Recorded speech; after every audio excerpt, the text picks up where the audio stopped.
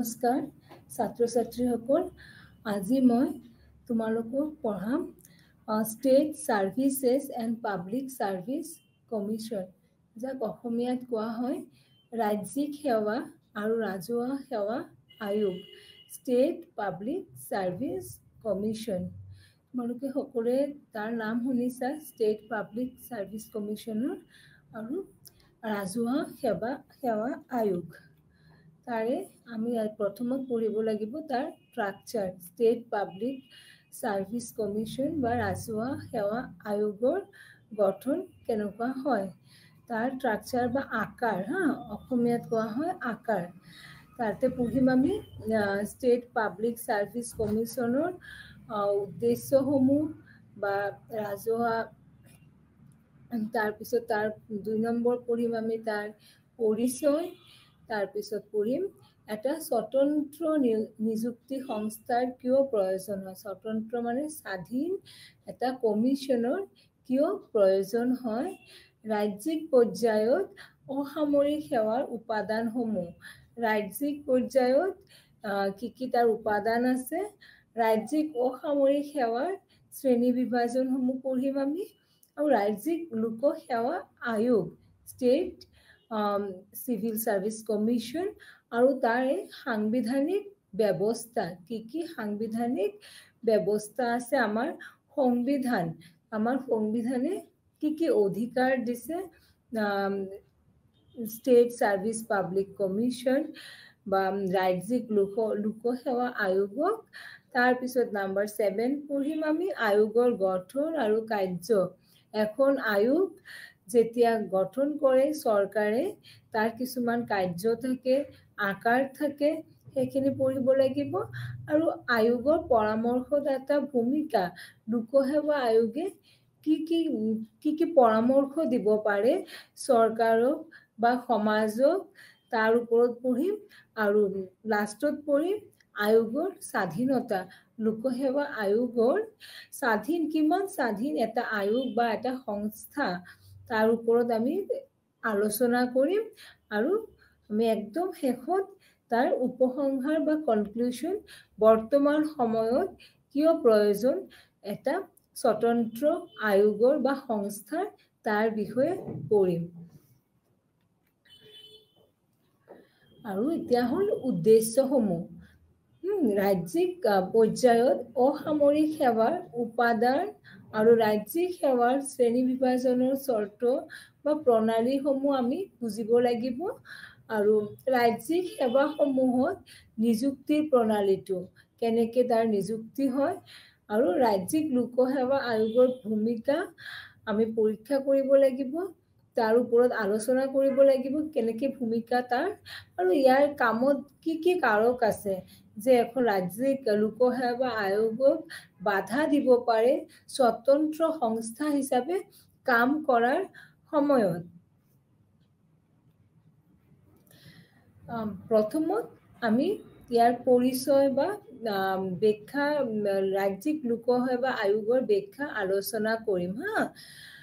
ৰাজ্যিক লোকসেৱা আয়োগটো কি কেতিয়াবা তোমালোকৰ পৰীক্ষাত আহিব পাৰে ৰাজ্যিক লোকসেৱা আয়োগ বুলিলে তুমি কি বুজা তেতিয়া এনেকৈ লিখিব লাগিব বা বুজিব লাগিব ৰাজ্যিক সেৱা বাক্যাংশটোৱে ৰাজ্যিক পৰ্যায়ত অসামৰিক সেৱাক বুজায় অসামৰিক সেৱা হৈছে এনে এক কেৰিয়াৰ সেৱা অসামৰিক সেৱাৰ ধাৰণাৰ এটা অত্যাৱশ্যকীয় উপাদান হ'ল যোগ্যতা প্ৰণালী মেধা প্ৰণালীৰ অৰ্থ হৈছে অসামৰিক সেৱাৰ চাকৰিৰ বাবে মুকলি প্ৰতিযোগিতামূলক পৰীক্ষাৰ দ্বাৰা বিবেচিত সামৰ্থ্যৰ ওপৰত আধাৰত বাছনি এটা স্বতন্ত্ৰ নিয়োগ সংস্থা হৈছে এক যোগ্যতা প্ৰণালীৰ বিশেষত্ব ৰাজ্যিক পৰ্যায়ৰ নিযুক্তি সংস্থাটোক ৰাজ্যিক লোকসেৱা আয়োগ হিচাপে মনোনীত কৰা হয় ৰাজ্যিক লোকসেৱা আয়োগটো কি ৰাজ্যিক লোকসেৱা আয়োগ হৈছে এটা স্বতন্ত্ৰ আয়োগ বা স্বতন্ত্ৰ সংস্থা যাৰ জৰিয়তে আমি অসামৰিক বিষয়াসমূহক ৰাজ্যিক পৰ্যায়ত নিযুক্তি দিয়ে তোমালোকে শুনিছাই চাগে ACS বা APS হা যেটো ষ্টেট লেভেলত বা ৰাজ্যিক ৰাজ্যত পৰীক্ষা হয় ৰাজ্য চৰকাৰে তাৰ পৰীক্ষা পাতে আৰু তাৰ জৰিয়তে বাছনি কৰা হয় কাক অসামৰিক সেৱাৰ প্ৰাৰ্থীসকলক আৰু এই পৰীক্ষা বা এই প্ৰণালীৰ দ্বাৰা যিসকল প্ৰাৰ্থীক চাকৰি দিয়া হয় বা নিযুক্তি দিয়া হয়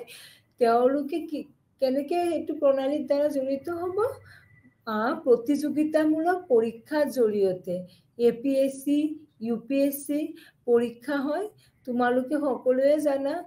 বহুতে সেই পৰীক্ষাৰ কাৰণে তোমালোকে প্ৰিপাৰেচন কৰি আছা চাগে বা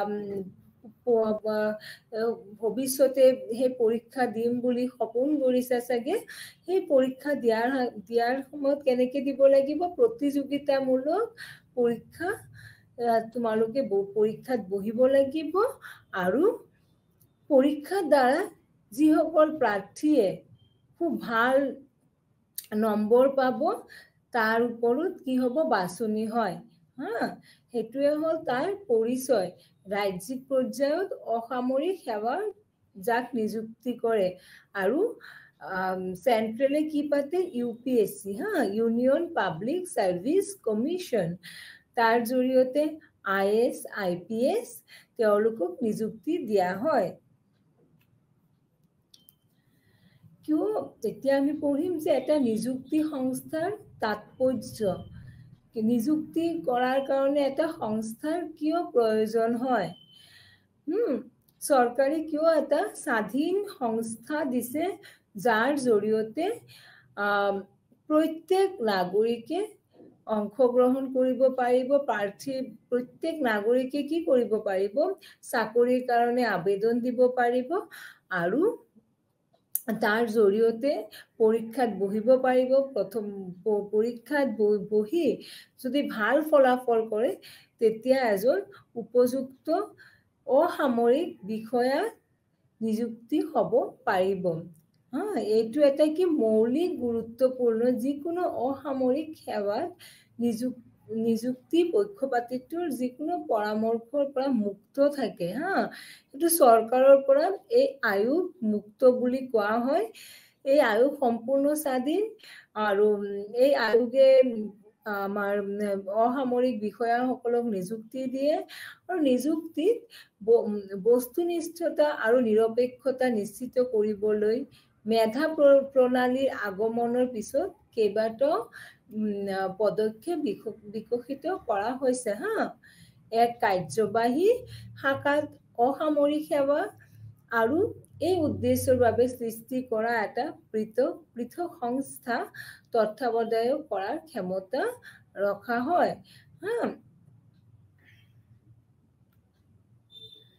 ৰাজ্যিক এতিয়া পঢ়িম আমি ৰাজ্যিক পৰ্যায়ত অসামৰিক সেৱাৰ উপাদানসমূহ ৰাজ্যত যেটো আমাৰ অসামৰিক তোমালোকৰ টপিক হিচাপে পঢ়িব লাগিব যে ৰাজ্যত আমাৰ অসামৰিক সেৱাৰ কি উপাদান আছে এইটো স্পষ্টভাৱে আমি বুজিব লাগিব যে ভাৰতৰ ৰাজ্যিক পৰ্যায়ত এটা নহয় দুটা পৃথক অসামৰিক সেৱাৰ গোট কাম কৰে ইয়াৰ ভিতৰত এটা হ'ল ৰাজ্যিক পৰ্যায়ত বিভিন্ন ধৰণৰ চৰকাৰী কাৰ্যকলাপ চম্ভালিব সংশ্লিষ্ট ৰাজ্য চৰকাৰে নিয়োগ কৰা অসামৰিক বিষয়াসমূহ ৰাজ্য চৰকাৰে তেওঁলোকক নিযুক্তি দিয়ে এই বিষয়াসকলক আৰু ৰাজ্যত তেওঁলোকে বিভিন্ন উচ্চ পদত কাম কৰে আৰু এইবোৰৰ ৰাজ্যিক অসামৰিক সেৱা বা কেৱল ৰাজ্যিক সেৱা বুলি কোৱা হয় ৰাজ্যিক সেৱা বা ষ্টেট লেভেল ৰিক্ৰুটমেণ্ট বুলি কোৱা হয় ইংলিছত যাক ৰাজ্য চৰকাৰে তেওঁলোকক নিযুক্তি দিয়ে আৰু ৰাজ্যিক পৰ্যায়ৰ লগতে কেন্দ্ৰ দুয়োটাই বিভিন্ন ধৰণৰ চাকৰিৰ লগত কৰাৰ বাবে সৰ্বভাৰতীয় যিটো সেৱাৰ বিষয়াসকলকো নিয়োগ কৰা হয় কেতিয়াবা কি হয় সৰ্বভাৰতীয় পৰ্যায়ৰ যিসকল চাকৰি আছে, যিসকল পদ আছে, তাতেও আমাৰ ৰাজ্যৰ পৰাও নিযুক্তি দিয়া হয়। তাৰ পিছত আমি পঢ়িম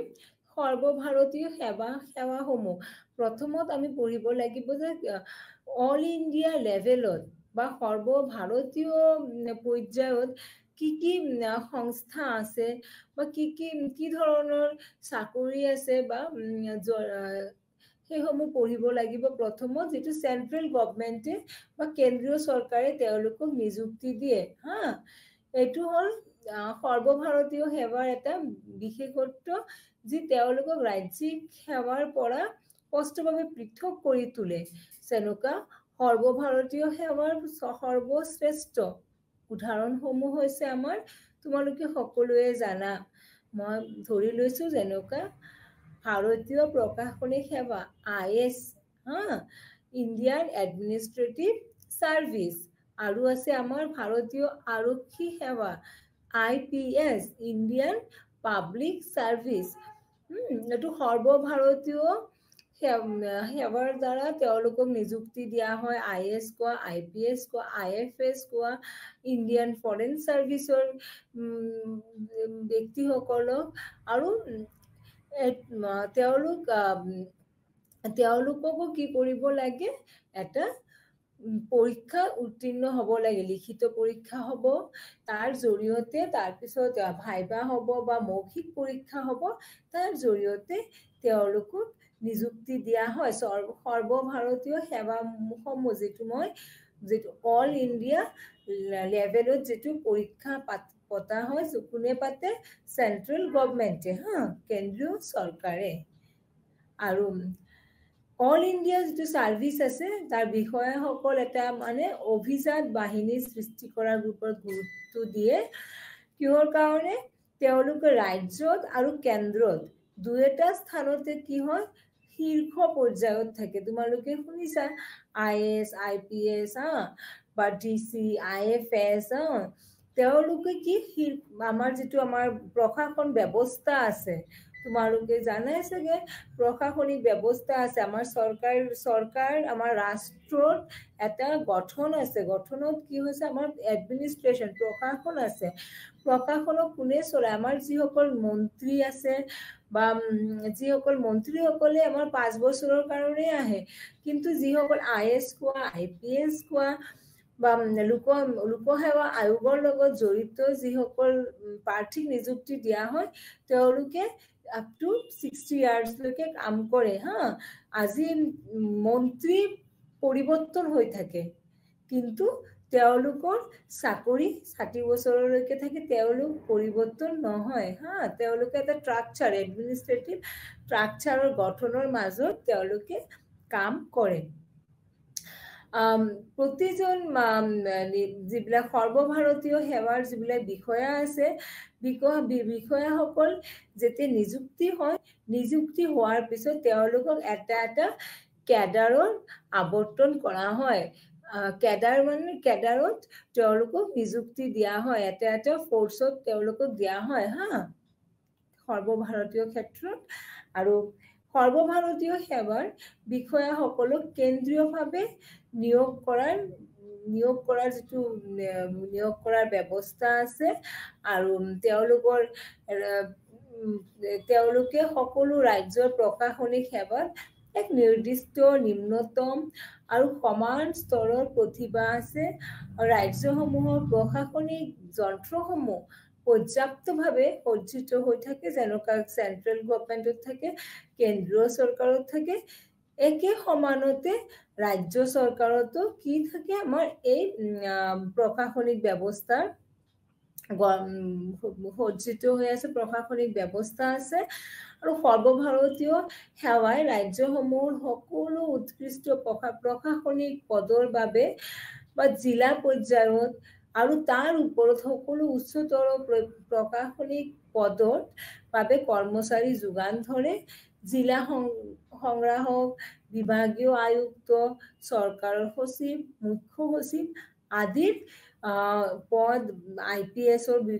জৰিয়তে বা IPS বা UPSCৰ জৰিয়তে পূৰণ কৰা হয় হা প্ৰশাসনিক পদৰ বাবে যিবিলাক সৰ্বভাৰতীয় সেৱাৰ পদসমূহ আছে বা জিলা পৰ্যায়ত আছে তাৰ উপৰি সকলো উচ্চতম প্ৰশাসনিক পদবিলাক আছে আমাৰ প্ৰশাসনৰ ব্যৱস্থাৰ এটা স্ট্ৰাকচাৰ আছে হা হায়াৰকি সিস্টেম বুলি কোৱা হয় সেই স্ট্ৰাকচাৰ অনুযায়ী তলৰ পৰা ওপৰলৈ কি হয় আমাৰ কৰ্মচাৰীসকলক নিযুক্তি দিয়া হয় হা A grade B grade C grade D grade বুলি তাক গণ্য কৰা হয় কৰ্মচাৰীসকলক নিযুক্তি দিয়া হয় কিছুমান ক্ষেত্ৰত কোনে দিয়ে সৰ্বভাৰতীয় সেৱাৰ জৰিয়তে UPSCৰ জৰিয়তে হয় আৰু কিছুমান ক্ষেত্ৰত ষ্টেট পাব্লিক সাৰ্ভিস কমিশন বা ৰাজ্যিক সেৱাৰ জৰিয়তে এতিয়া হল ৰাজ্যিক সেৱাসমূহ ৰাজ্য চৰকাৰে বা ৰাজ্যিক যে আমাৰ প্ৰশাসনিক ব্যৱস্থা আছে সংস্থা আছে তেওঁলোকে কাক নিযুক্তি কৰে কেনেকে নিযুক্তি দিয়ে এইবোৰ সংশ্লিষ্ট ৰাজ্য চৰকাৰে তেওঁলোকৰ সেৱা আয়োগ বা অন্যান্য সংস্থাৰ জৰিয়তে নিয়োগ কৰে আৰু এই সেৱাবোৰৰ সদস্যসকলক মুখ্যতঃ ৰাজ্যবোৰৰ সেৱাৰ বাবে কেৱল মাজে মাজে কিছুমান ৰাজ্যিক সেৱাৰ কেইজনমান সদস্য কেন্দ্ৰ বা আন কোনো সংগঠনে ধাৰ ল'ব পাৰে হা মই বুজাই দি আছো এইখিনি বস্তু কি হয় আৰু অকাৰিকৰী আৰু কাৰিকৰী ক্ষেত্ৰত চৰকাৰী কাৰ্যকলাপৰ বিভিন্ন খণ্ডৰ প্ৰয়োজনীয়তা পূৰণ কৰাৰ বাবে ৰাজ্যবোৰৰ সুসংগঠিত সেৱা আছে হা কি হৈছে এইটো যে আমাৰ যিবিলাক ৰাজ্য চৰকাৰে ৰাজ্যিক সেৱা আয়োগৰ জৰিয়তে প্ৰাৰ্থীসকলক নিযুক্তি দিয়ে তেওঁলোকক কেতিয়াবা কেন্দ্ৰ চৰকাৰেও ল'ব পাৰে কেন্দ্ৰীয় চৰকাৰৰ বিভিন্ন প্ৰশাসনিক ব্যৱস্থাত তেওঁলোকক নিযুক্তি দিব পাৰে এতিয়া মূল কথা হল ৰাজ্যিক সেৱাসমূহ কি হ'ব পাৰে তোমালোকৰ পৰীক্ষাটো আহিব পাৰে বা তোমালোকৰ কোনো নিজেও তোমালোকে জানিব লাগিব ৰাজ্যিক সেৱাসমূহ কি আমাৰ যেটো ষ্টেট পাব্লিক সাৰ্ভিস কমিশন ৰাজ্যিক প্ৰশাসনীয় যেটো আমাৰ ব্যৱস্থা আছে তেওঁলোকে কি সেৱাসমূহ তেওঁলোকৰ হাতত থাকে আৰু তেওঁলোকে কি সেৱাৰ পৰীক্ষা পাতে আৰু তাৰ জৰিয়তে আমাৰ প্ৰাৰ্থীসকলক নিযুক্তি দিয়ে বিভিন্ন চৰকাৰী বিভাগত তাৰে 12টা কৈ দি আছো যেনেকুৱা প্ৰশাসনিক সেৱা APS ACS তেওঁলোকক বা বিভিন্ন ধৰণৰ APSC থ্ৰুৰে বহুত চাকৰি ওলাই ন A গ্ৰেড গেজেটেড পোষ্টবোৰ ওলাই তেওঁলোকক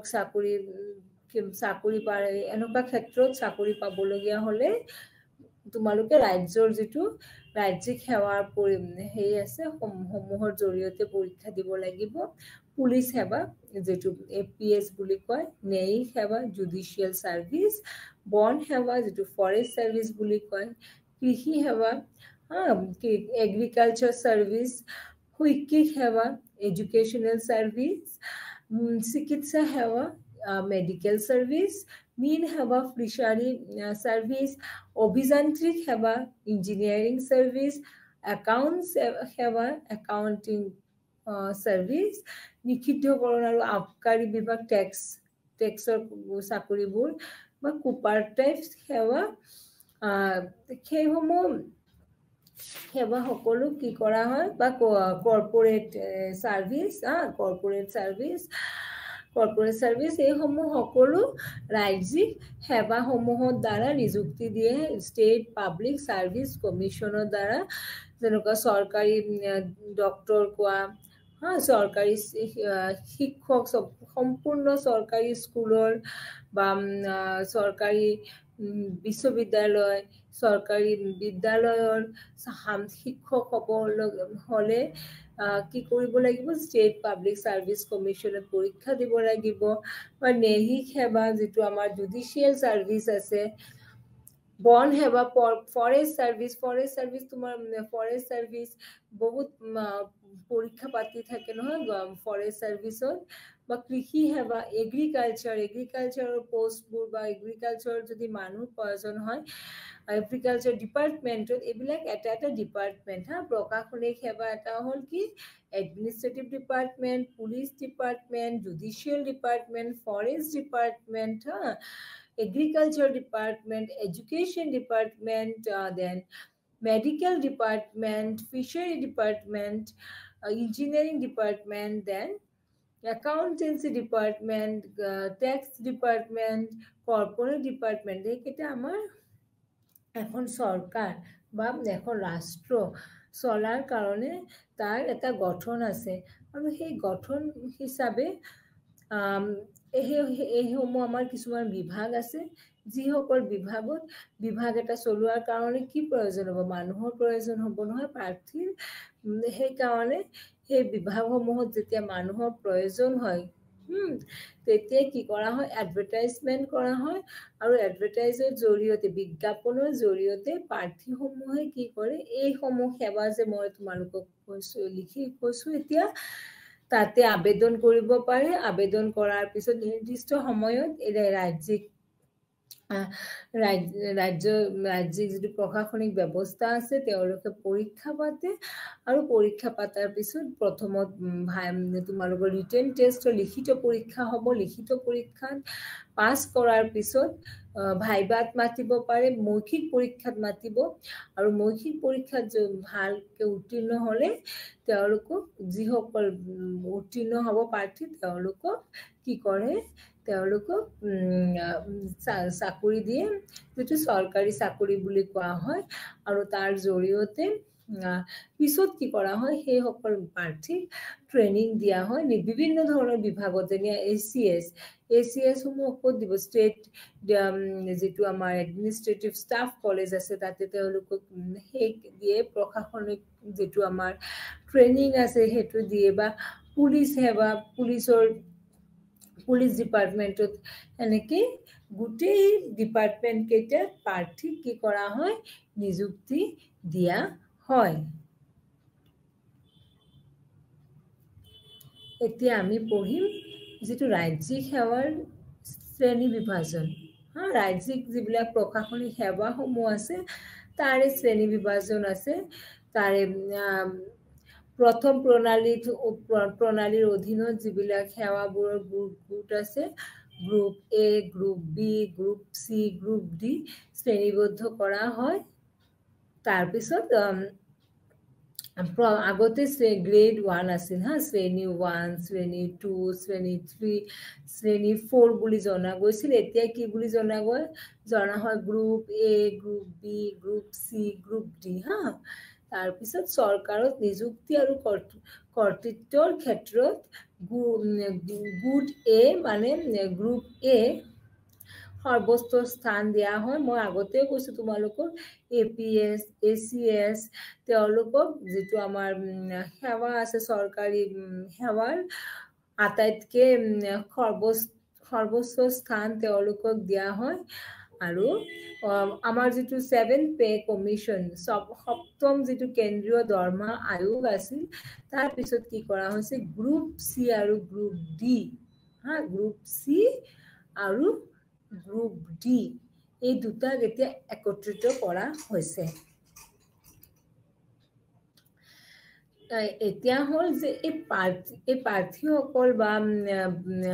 এই যেতিয়া ষ্টেট পাব্লিক সাৰ্ভিস কমিশনে ৰাজ্যিক প্ৰশাসনিক সেৱা আয়োগে যেতিয়া কি কৰিব প্ৰাৰ্থীসকলক নিযুক্তি দিব সৰকাৰি চাকৰি দিব তেতিয়া তেওঁলোকৰ কি প্ৰয়োজন হ'ব বেতনৰ প্ৰয়োজন হ'ব স্কেলৰ ওপৰত আধাৰিত মানে group A group B group C group D শ্ৰেণী বিভাজন কৰা হৈছে নহয় তেওঁলোকক সেই হিচাপে কি দিয়া হ'ব বেতন দিয়া হ'ব স্যালাৰি দিয়া হ'ব আৰু গ্ৰুপ এ যিবিলাক সেৱা আছে গ্ৰুপ এ আৰু গ্ৰুপ বি সেৱাবোৰে ৰাজ্যিক পৰ্যায়ৰ সেৱা আৰু গ্ৰুপ সি গ্ৰুপ ডি বিষয়া শ্ৰেণী ক্ৰমান্বয়ে ক্লাৰিকেল কৰ্মচাৰী হয় আৰু মেনুৱেল কৰ্মচাৰী সমূহ হয় গ্ৰুপ এ সেৱাসমূহ তোমালোকে জানা মই ক'লোৱে গ্ৰুপ এ সেৱাবোৰত মৌলিক দৰমহা যিটো হয় দৰমহা স্তৰৰ ওপৰত আধাৰিত কৰি কেইবাটাও পদ অন্তৰ্ভুক্ত কৰা হয় আৰু প্ৰতিটো বিভাগীয় সেৱাত সাধাৰণতে এটা বুথ বা এটা ক্যাডাৰ থাকে গ্ৰুপ এ পদত নিযুক্তি গ্ৰুপ বি সেৱাৰ পৰা পদোন্নতিৰ লগতে ৰাজ্যিক সেৱা আয়োগৰ দ্বাৰা পোনপটীয়া নিযুক্তিৰ জৰিয়তেও কৰা হয় এতিয়া গ্ৰুপ বিৰ পৰা গ্ৰুপ এটো যাব পাৰিব কি কৰিব লাগিব তেতিয়া ৰাজ্যৰ ডিপাৰ্টমেন্ট ওয়াইজ পৰীক্ষা পাতা হয় আৰু সেই পৰীক্ষাৰ জৰিয়তে কোনো এগৰাকী মানুহ চাকৰি কৰি আছে গ্ৰুপ বি পোষ্ট ঠিক আছে তেওঁ যেতিয়া ইন্টাৰনেল এক্সাম হয় ইন্টাৰনেল পৰীক্ষা পাতে ডিপাৰ্টমেন্টে তেওঁ ইচ্ছা হলে সেই পৰীক্ষাত বহিব পাৰিব বহি কি কৰিব পাৰিব তেওঁ বহি পৰীক্ষাত উত্তীৰ্ণ যদি হয় তেতিয়া গ্ৰুপ এ প্ৰমোশন হৈ যাব হা বহুত পাৰ্টি এনেকুৱা আছে বহুত মানুহ এনেকুৱা থাকে যে গ্ৰুপ এ বা গ্ৰুপ এ চাকৰি নিযুক্তি হয় পিছত গ্ৰুপ বিত আহে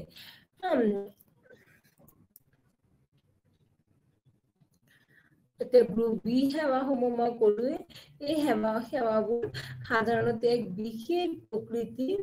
অৱশ্যে এই শ্ৰেণীত কিছুমান সাধাৰণ তালিকা সেৱা আছে সেইবোৰ হৈছে অধীনস্থ অসামৰিক সেৱা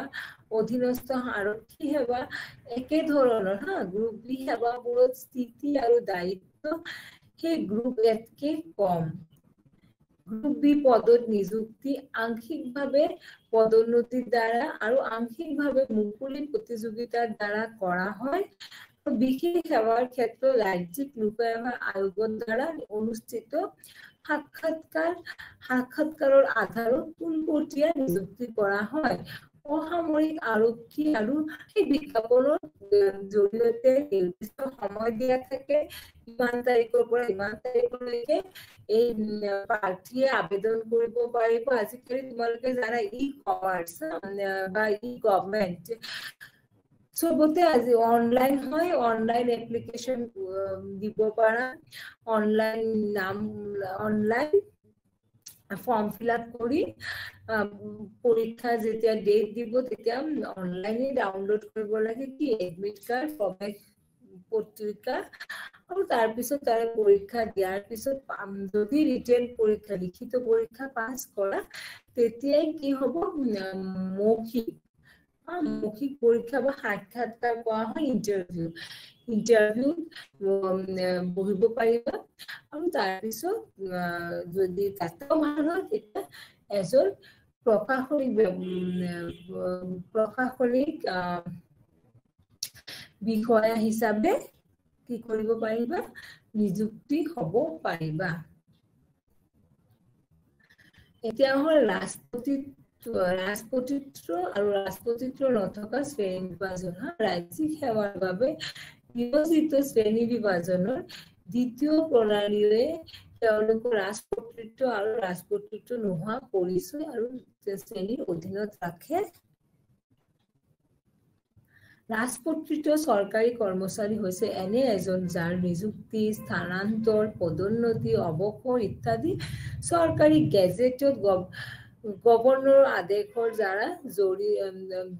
দ্বাৰা কি হয় গভৰ্ণৰৰ দ্বাৰা ঘোষণা কৰা হয় এজন ৰাজপত্ৰিত বিষয়াই কাৰ্যালয়ৰ এটা দায়িত্ব বহন কৰে আৰু তেওঁৰ কৰ্তব্যবোৰ পৰ্যবেক্ষক প্ৰকৃতিৰ দ্বাৰা চাই আৰু পদসমূহ ভিতৰত আছে সৰ্বভাৰতীয় সেৱা আৰু গ্ৰুপ এ গ্ৰুপ বি ৰাজ্যিক সেৱা গ্ৰুপ এ আৰু গ্ৰুপ বিৰ যিটো মানে ৰাজ্যিক সেৱা আছে তেওঁলোকক কি কৰা হয় তেওঁলোকক নিযুক্তি কোৱা বা ট্ৰান্সফাৰ স্থানান্তৰ বা পদোন্নতি, তেওঁলোকৰ পদোন্নতি মানে প্ৰমোশ্যন বা ৰিটায়াৰমেণ্ট, এইবিলাক কোনে কেনেকৈ হয়, যিটো গেজেট, গভৰ্ণৰ গেজেট ওলায়, তাৰ জৰিয়তে তেওঁলোকৰ গোটেইখিনি বস্তু ওলাই গভৰ্ণৰে ডিচাইড কৰে। তলত কি থাকে, গভৰ্ণৰৰ ছিগনেচাৰ থাকে আৰু যিটো ৰাজপত্ৰিত বিষয়াৰ মানে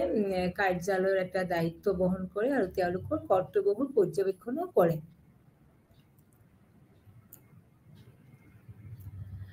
ৰাজ্যিক অসামৰিক সেৱাত নিযুক্তিৰ বিশেষত্ব মানে ফিচাৰ্স অফ ষ্টেট চিভিল ছাৰ্ভিচ, বিষয়াসমূহৰ কিছুমান তাৰে তিনিটা পৃথক বৈশিষ্ট্য আছে, মই পঢ়াই দি আছোঁ। যোগ্য প্ৰাৰ্থীসকলক চাকৰিৰ আবেদন কৰিবলৈ আকৰ্ষিত কৰা। এতিয়া যিটো ষ্টেট পাব্লিক ছাৰ্ভিচ কমিশ্যন আছে, তেওঁলোকে খুব এডভাৰটাইজ দিয়ে, খুব এডভাৰটাইজ দিয়ে চাকৰিৰ আবেদন কৰাৰ কাৰণে সাধাৰণ জনসাধাৰণক কি কৰিব লাগে, আকৰ্ষিত কৰিব লাগে যে তোমালোকে আহা, আমাৰ চৰকাৰী চাকৰিত নিযুক্তি হোৱাৰ কাৰণে পৰীক্ষা দিয়া, মুকলি প্ৰতিযোগিতামূলক পৰীক্ষাৰ জৰিয়তে চাকৰিৰ বাবে প্ৰাৰ্থী বাছনি কৰা। মুকলি কি কৰা হয়, অপেন কম্পিটিটিভ এক্সামিনেশ্যনৰ জৰিয়তে কি কৰা হয়, এই প্ৰাৰ্থীসকলক চাকৰিৰ কাৰণে বাছনি কৰা হয়। তোমালোকে দেখিছাই চাগে, নিৰ্বাচিত প্ৰাৰ্থীসকলক উপযুক্ত চাকৰিত ৰখা। যিসকল প্ৰাৰ্থী নিৰ্বাচিত হৈছে, যিসকল মানুহে চাকৰি পাইছে, তেওঁলোকক কি কৰা, যিবিলাক উপযুক্ত প্ৰাৰ্থী হয় তেওঁলোকক চাকৰিত ৰখা। তাৰে তিনিটা বিশেষ কি আছে, বৈশিষ্ট্য বা তিনিটা বিশেষ কি মই ক'লো, তিনিটা বিশেষত্ব আছে ৰাজ্যিক অসামৰিক সেৱাৰ। তাৰে প্ৰথমটো কি, যে যোগ্য প্ৰাৰ্থীসকলক চাকৰি আবেদন কৰিবলৈ আকৰ্ষিত কৰা। যিসকল যোগ্য প্ৰাৰ্থী, তাৰে কিছুমান এলিজিবিলিটি থাকে, ক্ৰাইটেৰিয়া থাকে, কি হ'ব লাগিব, এজন ACS বিষয়া হ'বলৈ, এজন IPS বিষয়া হ'বলৈ বা এজন চৰকাৰী চাকৰি বিষয়া হ'বলৈ তাৰে আবেদন কৰে। তাৰপিছত মুকলি কি থাকে, আমাৰ প্ৰতিযোগিতামূলক পৰীক্ষা থাকে, তাৰ জৰিয়তে চৰকাৰী চাকৰিৰ বাবে প্ৰাৰ্থী বাছনি কৰা হয়, যিটো অপেন কম্পিটিটিভ এক্সাম বুলি কোৱা হয়। আৰু নিৰ্বাচিত প্ৰাৰ্থীসকলক কি কৰা হয়, উপযুক্ত চাকৰিত ৰখা। যদি কোনোবা ACS খুব ভাল ইণ্টাৰভিউ দিছে, তেওঁক ACS হিচাপে ৰাখিব। অলপ ভাল সকলোৱে ইণ্টাৰভিউ দিয়ে, যদি অলপ কম ভাল হয় তেওঁক APS দিয়ে, টেক্সছ দিয়ে। তাৰপিছত ব্লক ডেভেলপমেণ্ট অফিচাৰ, তোমালোকে খুব দেখিছা, খুব যোৱা একমাহ আগতে, আমাৰ কি একমাহ হ'ব চাগে, আমাৰ ষ্টেট পাব্লিক ছাৰ্ভিচ কমিশ্যনৰ যিটো দিছে, তাতে বহুত প্ৰাৰ্থীয়ে তোমাৰ আজিকালি ইণ্টাৰনেট, মোবাইল ফোন, তাৰ জৰিয়তে খুব প্ৰচাৰ হয়। বহুত প্ৰাৰ্থীয়ে, খুব দুখীয়া ঘৰৰ ল'ৰা ছোৱালীও নিযুক্তি হৈছে, বা খুব মানে মানুহ খুব ACS বা APS হোৱাৰ কাৰণে ল'ৰা ছোৱালীবিলাকে খুব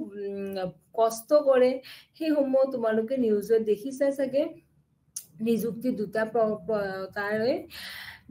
দুটা প্ৰকাৰ থাকে, অৰ্থাৎ আভ্যন্তৰীণ আৰু বাহ্যিক। ইয়াৰ ভিতৰত পৰা পদোন্নতিৰ দ্বাৰা আভ্যন্তৰীণ নিযুক্তি কৰা হয়, আনহাতে এক মুক্ত প্ৰতিযোগিতামূলক পৰীক্ষাৰ জৰিয়তে বাহ্যিক নিযুক্তি কৰা হয়। নিযুক্তিৰ দুটা প্ৰক্ৰিয়া থাকে, এটা হ'ল আভ্যন্তৰীণ আৰু বাহ্যিক। আভ্যন্তৰীণ হ'ল যিসকল প্ৰাৰ্থী অলৰেডি চাকৰি কৰি আছে, তাৰে ভিতৰত যিটো অফিচিয়েল, মই আগতেও কৈছোঁ অলপ আগতে, ডিপাৰ্টমেণ্টেল পৰীক্ষা হয়, তাৰ জৰিয়তে কি কৰিব পাৰে, তেওঁলোকক নিযুক্তি দিব পাৰে। আৰু মুক্ত প্ৰতিযোগিতামূলক পৰীক্ষা, অপেন কম্পিটিটিভ এক্সাম, মই বুজাই দিছোঁ তোমালোকক অপেন কম্পিটিটিভ এক্সাম কি, তাৰ জৰিয়তেও কি বাহ্যিক নিযুক্তি কৰা হয়, বাহিৰৰ পৰা মানুহ নিযুক্তি দিয়া হয়।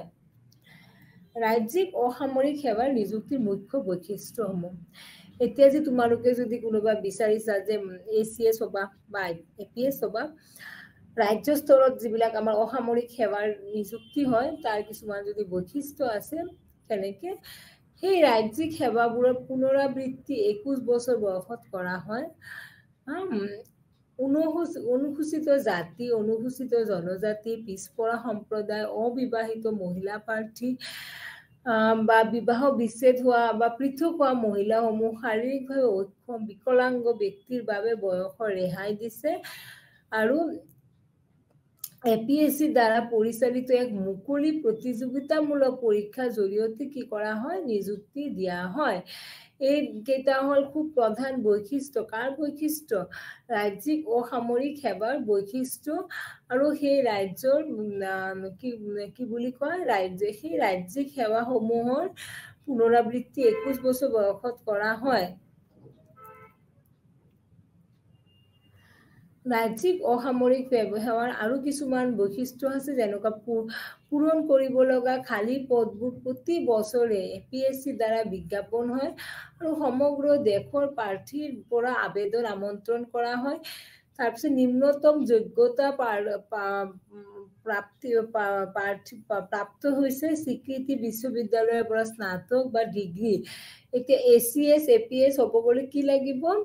ডিগ্ৰী লাগিব। যিকোনো বিষয়ত তোমাৰ ডিগ্ৰী, তোমালোকে এতিয়া ডিগ্ৰী ষ্টুডেণ্ট, ডিগ্ৰী পঢ়ি আছা,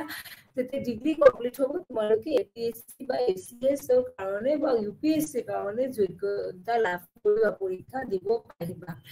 লিখিত পৰীক্ষা বা ব্যক্তিত্ব পৰীক্ষাত প্ৰতিজন প্ৰাৰ্থীয়ে লাভ কৰা নম্বৰবোৰ ৰখা হয় আৰু খালী পদৰ সংখ্যাৰ ওপৰত নিৰ্ভৰ কৰি সকল প্ৰাৰ্থীৰ এখন তালিকাও প্ৰস্তুত কৰা হয়। লিখিত পৰীক্ষা আৰু কি? ব্যক্তিত্ব পৰীক্ষা, পাৰ্চনেলিটি টেষ্ট, ৰিটেন টেষ্ট আৰু কি ব্যক্তিত্ব পাৰ্চনেলিটি টেষ্ট হয়, ভাইবা হয়। তাৰ জৰিয়তে কি কৰা হয়, যিসকল ব্যক্তিক প্ৰয়োজন তেওঁলোকক নিযুক্তি দিয়া হয়। এতিয়া পঢ়িম আমি ৰাজ্যিক লোকসেৱা আয়োগৰ সাংবিধানিক ব্যৱস্থা।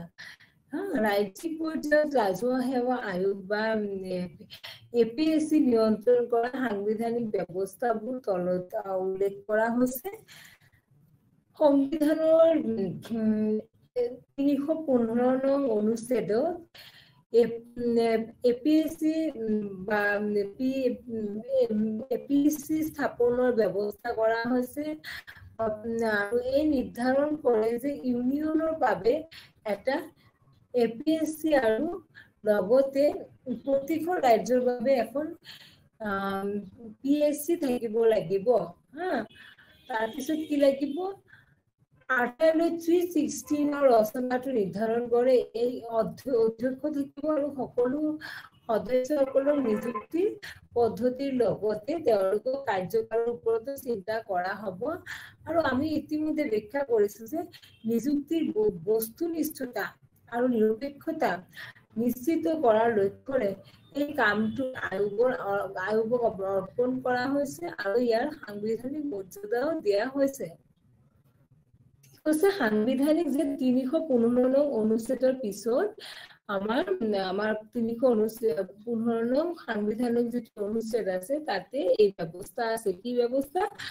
ৰাজ্যিক লোকসেৱা আয়োগৰ, তোমালোকৰ পৰীক্ষাত আহিব পাৰে, ৰাজ্যিক লোকসেৱা আয়োগৰ কোনটো অনুচ্ছেদত আমাৰ দিয়া হৈছে? 315 নং অনুচ্ছেদত। আৰু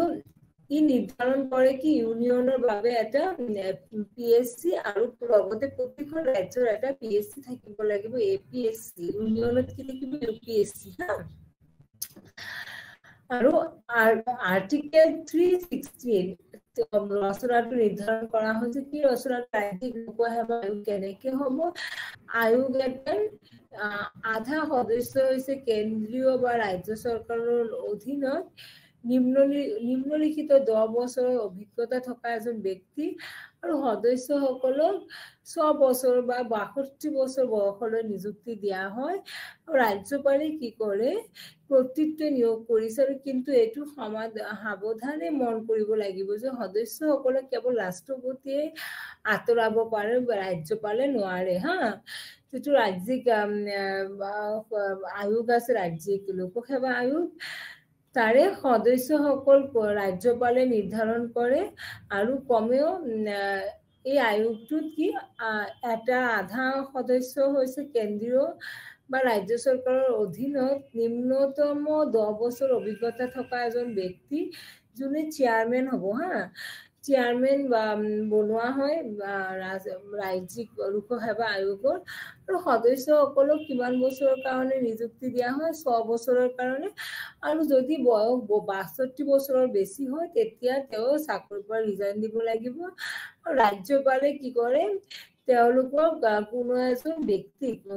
ব্যক্তি মানে সেই আয়োগৰ সদস্য কি কৰিব নোৱাৰে নিলম্বন কৰিব নোৱাৰে কোনে পাৰিব ৰাষ্ট্ৰপতিয়ে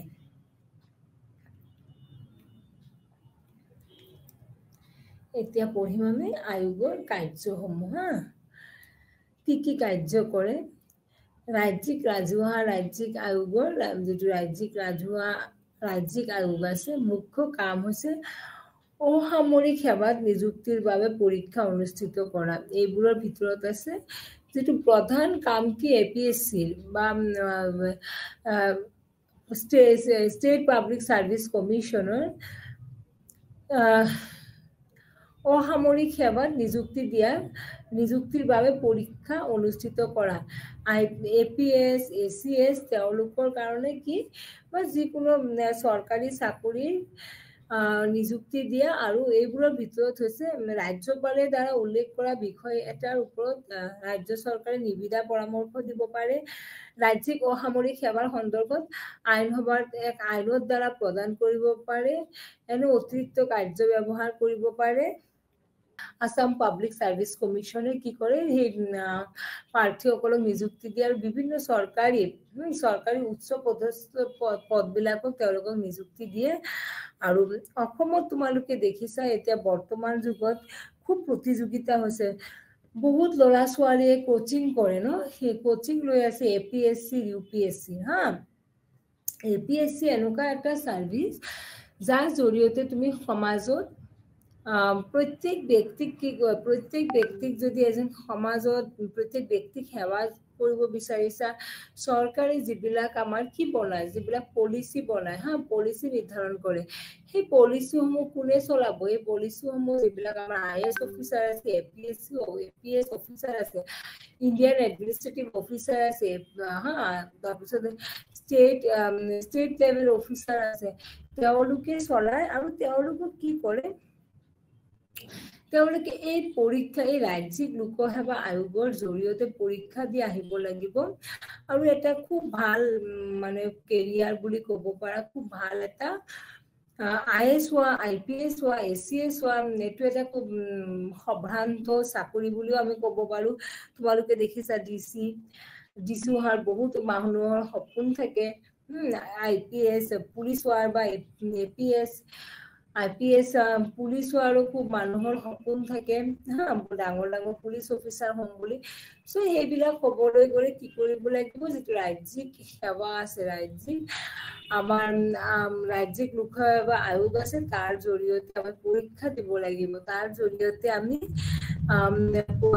আবেদন কৰিব লাগিব এতিয়া মই অলপ পঢ়াম তোমালোকক যেটো ৰাজ্যিক সেৱাসমূহ আছে তাতে তোমালোকে যদি চাকৰি কৰিব বিচাৰিছা যদি তোমালোকে এজন বনকৰ্মী ফৰেষ্টৰ ডিএফও হ'ব বিচাৰিছা বা এজন এগ্ৰিকালচাৰ সায়েন্টিস্ট বা এগ্ৰিকালচাৰ অফিচাৰ হ'ব বিচাৰিছা বা এজন গভৰ্নমেন্ট ডক্টৰ হ'ব বিচাৰিছা বা এজন পুলিচ এপিএস পুলিচ অফিচাৰ হ'ব বিচাৰিছা তেতিয়া হলে কি কৰিব লাগিব সেই সকল চাকৰিত যোগদান কৰিব লাগিব অসমত তোমালোকে দেখিছা প্ৰথমত খুব কৰাপশন হৈছিল ন ফুলাফুলি যদি ক'ব যাও আমি স্টেট পাব্লিক সার্ভিস কমিশন সকলোৱে আগতে কৈছিল খুব এটা মানে নিকান হয় স্বচ্ছ নহয় খুব বেছি তাতে কি হয় কৰাপশন হয় খুব বেছি পৰিমাণে তাতে যোনবিলাক প্ৰাৰ্থীয়ে চাকৰি দিয়ে পইচা দি ঘোষ দি ব্ৰাইব যেটো আমাৰ কৰাপশন is one of the major problem in India ভাৰতবৰ্ষৰ এটা খুব ডাঙৰ এটা সমস্যা খুব বেতে নিউজে দেখিছা নাই এপিএসসি বা এপিএস বিষয়াসকল বা এসিএস বা বিভিন্ন ধৰণৰ চৰকাৰী বিষয়াসকলক যে আমাৰ আবকাৰী বিভাগ টেক্স ডিপাৰ্টমেন্টে বা তেওঁলোকে কি কৰে এৰেষ্ট কৰে ঘোষ লোৱাৰ কাৰণে আগত ঘোষ লোৱাৰ কাৰণে এৰেষ্ট কৰে মানে পইচা দিব চাকৰি হ'ব বুজি পাইছা যিটো খুব বিতৰ্কিত এটা অধ্যায় বা টপিক বুলি ক'ব পাৰো যিটো মানে পইচা দি চাকৰি লোৱা প্ৰত্যেক চাকৰিৰ আগতে চাবা অসমত বিশেষকৈ চাকৰি পৰীক্ষাৰ আগতে এটা গণ্ডগোল আৰম্ভ হৈ যায় নহয় যে চাকৰিৰ কাৰণে পইচা বিচাৰিছে বা চাকৰি হ'ব পইচা দি চাকৰি হ'ব এইবোৰ কি হয় এটা সংস্থা যেটো মানে আমাৰ যেনেকুৱা ষ্টেট পাব্লিক সাৰ্ভিস কমিশনটো আছে তাৰ ওপৰত যেটো আমাৰ আস্থা বা নিষ্ঠা সেইবিলাক লাহে লাহে কমি যায় হয়নে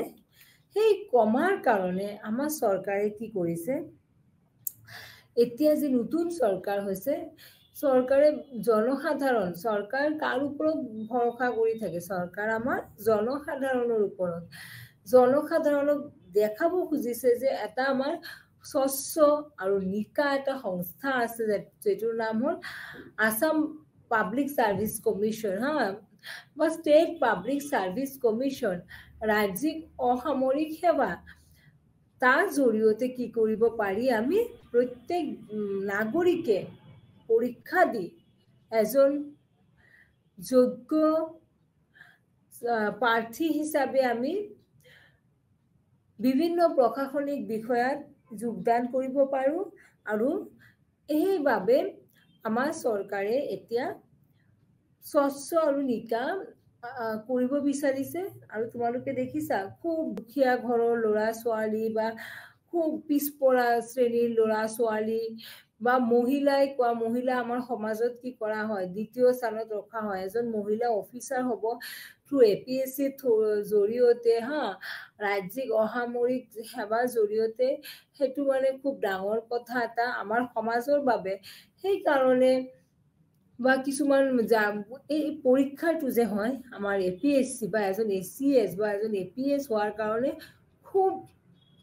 পঢ়িব লাগে যাৰ বাবে খুব তোমাৰ জিকে নলেজ থাকিব লাগিব যেটো সাবজেক্টত তুমি পৰীক্ষা দিব খুজিছা বিচাৰিছা তাৰ ওপৰত তোমাৰ কি থাকিব লাগিব নলেজ থাকিব লাগিব আৰু একান্ত কি হিচাপে পঢ়িব লাগিব একান্ত মনোযোগ দি পঢ়িব লাগিব আৰু পঢ়িলে তাতে তুমি কি এজ একদম কি কৰিব পাৰা কাকো পইচা নিদি কিনে একদম নিষ্ঠাৰে চাকৰি পাব পাৰা আৰু চৰকাৰে তাৰে কিছুমান আমাৰ বয়স দি দিছে অনুসূচিত জাতি জনজাতিৰ কাৰণে ৰিল্যাক্সেশন দিছে তোমালোকে জানা স্পেশাল ৰিজাৰ্ভেশন পলিচি আছে আমাৰ যিসকল অবিবাহিত মহিলা আছে বা বিবাহ বিচ্ছেদ হৈছে তেওঁলোকৰ কাৰণে বা শাৰীৰিকভাৱে যিসকল মানুহ অক্ষম এটা চাকৰি যেতিয়া ওলাই গভৰ্ণমেণ্টে ষ্টেট পাব্লিক সাৰ্ভিস কমিশনে ৰাজ্যিক অসামৰিক বিষয়াই যেতিয়া এটা চাকৰি ওলাই তেতিয়া তাতে কি থাকে কিছুমান বৈশিষ্ট্য থাকে যেনেকুৱা বয়স থাকিব বয়সত আছে কি অনুসূচিত জাতি জনজাতি বা মহিলা পিছপৰা শ্ৰেণী তেওঁলোকৰ কাৰণে কি অলপ বা বিকলাংগ বুলি বা শাৰীৰিক বা মানসিক যিবিলাক মানুহ কি অলপ মানে দুৰ্বল তেওঁলোকক অলপ বয়সটো ৰেহাই দিয়া হয় স্পেশালি তেওঁলোকক অলপ সেই বয়সৰ ৰেহাই দিয়া হয় কিহৰ কাৰণে তেওঁলোকৰ উন্নতিৰ কাৰণে আমি সকলোৱে জানো যে আমাৰ অনুসূচিত জাতি কোৱা জনজাতি কোৱা পিছপৰা শ্ৰেণীৰ মানুহ কোৱা তেওঁলোকে এতিয়াও পিছপৰি আছে তেওঁলোকৰ কি হোৱা নাই কোনো ধৰণৰ বিকাশ হোৱা নাই এপিএসসি দ্বাৰা পৰিচালিত এক মুকলি প্ৰতিযোগিতামূলক পৰীক্ষাৰ জৰিয়তে মই আগতে কৈছি এপিএসসি দ্বাৰা কি হয় মুকলি এটা পৰীক্ষা হয় তাৰ জৰিয়তে কি কৰিব পাৰিবা তাৰ জৰিয়তে তুমি পৰীক্ষা দিব পাৰিবা যদিও কোৱা হৈছে এটো এটা স্বচ্ছ আৰু নিকা এটা সংস্থা চৰকাৰৰ কোনো হস্তক্ষেপ নাথাকে কিন্তু প্ৰকৃততে কি হয় যে তাতে চৰকাৰৰ হস্তক্ষেপ হয় কিহৰ কাৰণে তোমালোকে সকলো জানা বৰ্তমান সময়ত বা আগত যেটো আমাৰ ফেডাৰেল স্ট্ৰাকচাৰ যুক্তৰাষ্ট্ৰীয় চৰকাৰ তাতে খুব সেন্ট্ৰাল গভৰ্নমেন্ট আৰু ষ্টেট গভৰ্নমেন্ট দুটা কেন্দ্ৰ আৰু ৰাজ্য দুটা ভাগত ভাগ কৰিছে আৰু চৰকাৰৰ যিবিলাক মানে অনুষ্ঠান প্ৰতিষ্ঠান বা চৰকাৰৰ যিবিলাক সংস্থা আছে তাতে চৰকাৰ সকলো ক্ষেত্ৰতে তাতে কি কৰে আমাৰ হস্তক্ষেপ কৰে কম বেছি পৰিমাণে কেতিয়াবা ডাইৰেক্টলি কৰে কেতিয়াবা ইনডাইৰেক্টলি কৰে যদিও আমি কৈছো যে ৰাজ্যিক লোকসেৱা আয়োগৰ যিবিলাক মানে আমাৰ সদস্য আছে বা চেয়াৰমেন আছে হা তেওঁলোকে খুব মানে স্বাধীন বা স্বতন্ত্ৰ তেওঁলোকে সংবিধান মানি কাম কৰে কিন্তু এনেকুৱাও কেতিয়াবা নহয় যে কিছুমান ক্ষেত্ৰত আছে চৰকাৰৰ হেঁচা প্ৰয়োগ হয় চৰকাৰৰ হিচাপে কাম কৰিব লাগে চৰকাৰে যেনেকুৱা তেওঁলোকক নিৰ্ধাৰণ কৰে কাম কৰাৰ কাৰণে তেনেকে হিচাপে কাম কৰে আৰু এই যে আৰু এটা ইয়াৰে সাংবিধানিক ব্যৱস্থা আছে যেটো নিযুক্তিৰ বস্তুনিষ্ঠতা আৰু নিৰপেক্ষতা নিশ্চিত কৰাৰ লক্ষ্যৰে এই কামটো এক আয়োগক অৰ্পণ কৰা হৈছে আৰু ইয়াক সাংবিধানিক মৰ্যাদাও দিয়া হৈছে আয়োগে যদি সাংবিধানিক হিচাপে আয়োগক মৰ্যাদা দিয়া হয় তথাপিও কি হয় যিবিলাক মানে আমাৰ সদস্য আছে ৰাজ্যিক লোকসেৱা আয়োগক তেওঁলোকে চৰকাৰৰ কথা শুনিয়ে কাম কৰিব লাগে চৰকাৰক মানে আওকাণ কৰিব নোৱাৰে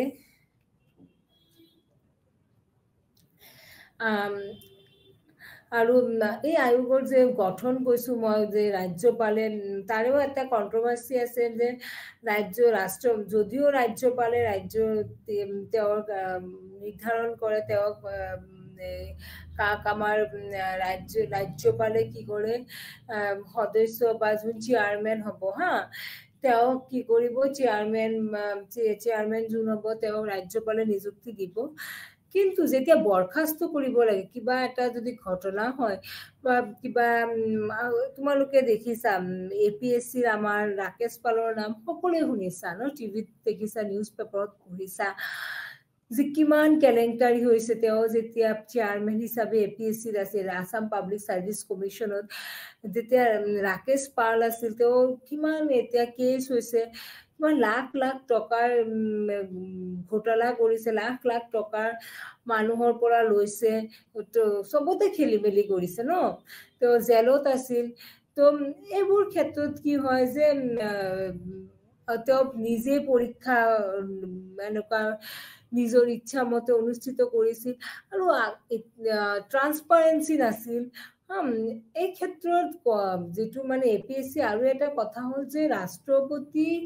কি কৰিব পাৰিব সদস্যসকলক বা যোন চেয়াৰমেন হ'ব তেওঁ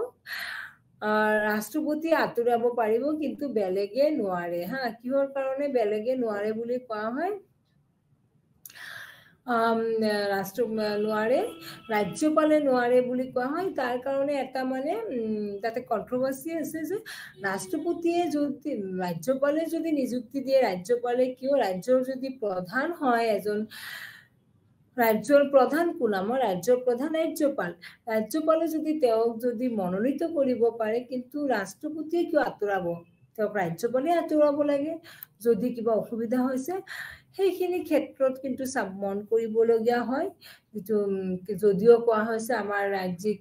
লোকসেৱা আয়োগ এটা কি আমাৰ স্বতন্ত্ৰ সংস্থা বা স্বতন্ত্ৰ এটা আয়োগ যাৰ জৰিয়তে আৰু ৰাজ্যপালক পৰামৰ্শ দিব পাৰে কোনে পৰামৰ্শ দিব পাৰে লোকসেৱা আয়োগে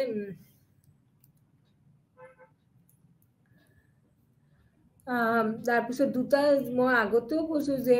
আয়োগ থকা স্বত্তেও চৰকাৰৰ দ্বাৰা মানে অসামৰিক নিযুক্তি পৃষ্ঠপোষকতা প্ৰয়োগ কৰা হয় আৰু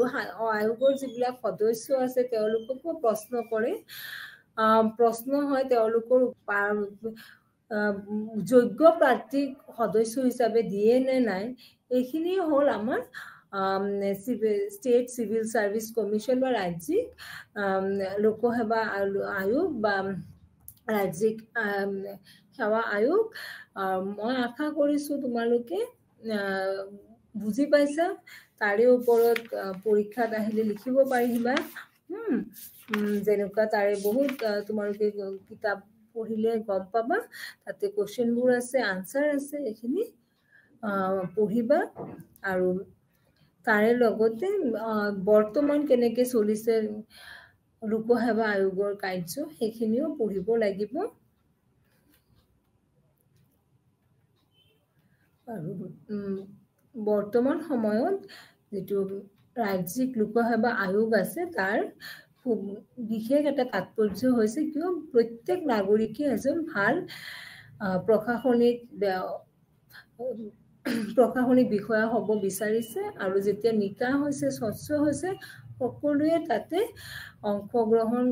কৰাৰ অধিকাৰ আছে বুলি ময়ো ভাবো আৰু তোমালোকেও তাৰ বাবে আবেদন কৰিব পাৰিবা আৰু এতিয়া আমাৰ যেটো প্ৰতিযোগিতা মানতে মই শেষ কৰিলো নমস্কাৰ